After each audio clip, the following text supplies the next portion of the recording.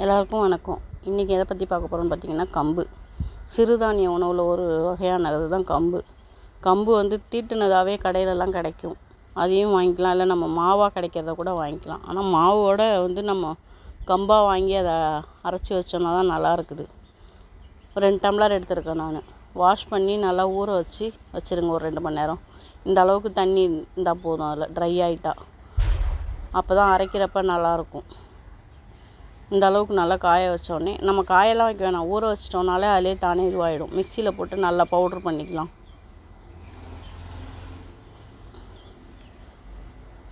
ரொம்ப நைஸாக இல்லாமல் கொஞ்சம் குறைன்னு அரைச்சோன்னா தான் புட்டு சாப்பிட்றப்ப நல்லாயிருக்கும். அதனால் அந்த மாதிரி அரைச்சி எடுத்துக்கலாம்.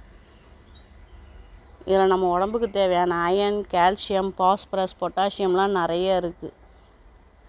கொஞ்சமாக உப்பு போட்டு 2ஆக பிரித்து எடுத்துக்கிட்டேன் நான். அதில் கொஞ்சமாக உப்பு போட்டு இந்த மாதிரி சிறுதானிய உணவுலாம் சேர்க்குறப்ப நம்ம அதில் காரத்துக்கு மிளகாய் போடாமல் காரத்துக்கு மிளகுத்தூள் போட்டுக்கிட்டோன்னா ரொம்ப நல்லாயிருக்கும். உப்பு, ஜீரகத்தூள், மிளகுத்தூள்,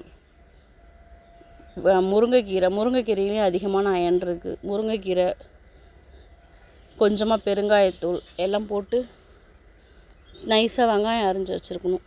அதையும் போட்டு பிசைஞ்சு இதை மாதிரி நம்ம அடை தட்டி நல்லெண்ணெய் ஊற்றிக்கலாம் அதில். ஏன்னா நல்லெண்ணெய் உடம்புக்கு நல்லது ரொம்ப.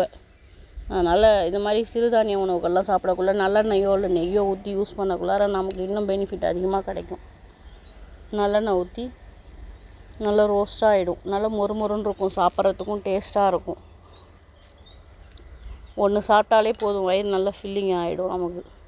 நல்லா மேலெலாம் கலர் மாறிடுச்சு பாருங்கள், வெந்துருச்சு. மூடி போட்டு வேக வச்சோன்னா இன்னும் கொஞ்சம் நல்லாயிருக்கும். அதனால் மூடி போட்டு வேக வச்சுன்னு பிரட்டி போட்டு அதில் கொஞ்சோண்டு எண்ணெய் ஊற்றிடலாம். நல்லா வெந்துருச்சு. நல்லா மொறுமொறுன்னு இருக்கும். நம்ம மெலிசா தட்டி எடுத்தோம்னாக்கா அதில் அப்படியேவும் சாப்பிட்டுக்கலாம், இல்லை மேலே கொஞ்சோண்டு தேங்காய் தூவி நாட்டு சர்க்கரை போட்டு சுட சுட போட்டோம்னாக்கா அப்படியே மெல்ட் ஆகி அதில் நல்லா டேஸ்ட் நல்லாயிருக்கும். அதை வச்சே சாப்பிட்டுக்கலாம். புட்டுக்கு கொஞ்சமாக உப்பு போட்டு தண்ணி தெளித்து பிசைஞ்சிக்கணும். நம்ம தண்ணி ஊற்றினோன்னா நிறைய ஆகிடும். அதனால் தண்ணி தெளித்து பிசைஞ்சு எடுத்துக்கணும். அந்த அளவுக்கு இருக்கணும். பிடிச்சி இப்படி விட்டோன்னாக்கா பொலன்னு வரணும். பிடிச்சோன்னாக்கா கொழுக்கட்டை மாதிரி இருக்கணும். அப்போ தான் கரெக்டாக இருக்கும் பதம். நல்லா பிசைஞ்சு கட்டி இல்லாமல் உருட்டி எடுத்துக்கணும். ஒரு இட்லி பானையை வச்சு அந்த இடியாப்ப தட்டு வச்சுருப்போம்ல, அதை வச்சு அது மேலே இதிலே இலையை கொட்டியும் வச்சுக்கலாம், இல்லை நான் அப்படியே வச்சிட்டேன் நான். வெந்தோடனே நல்ல வாசனை வரும். ஒரு 10 நிமிஷத்துக்கு மேலே ஆகும் இது வேகிறதுக்கு. இது வெந்துருச்சான்னு தெரியறதுக்கு இந்த மாதிரி நம்ம எடுத்து பார்த்தோன்னா மாவு நல்லா உருண்டு வரும்.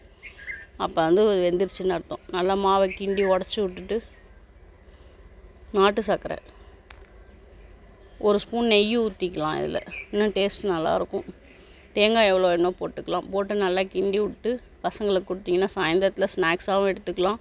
இல்லை காலையில் லைட்டான ஒரு பிரேக்ஃபாஸ்ட் வேணும் அப்படின்னு நினச்சாலும் இந்த மாதிரி நம்ம எடுத்து சாப்பிட்டுட்டு போனாக்கா ஈஸியாக இருக்கும். நம்ம உடம்புக்கும் தேவையான அளவுக்கு கால்சியம், அயன்லாம் இதில் அயன், கால்சியம்லாம் அதிகமாக இருக்கிறதுனால வாரத்தில் 1 நாளோ 2 நாளோ கம்பு மாவு ஏதாவது செஞ்சு சாப்பிடுங்க. செஞ்சு பார்த்துட்டு எப்படி இருந்துச்சுன்னு கமெண்ட் பண்ணுங்கள். தேங்க்யூ.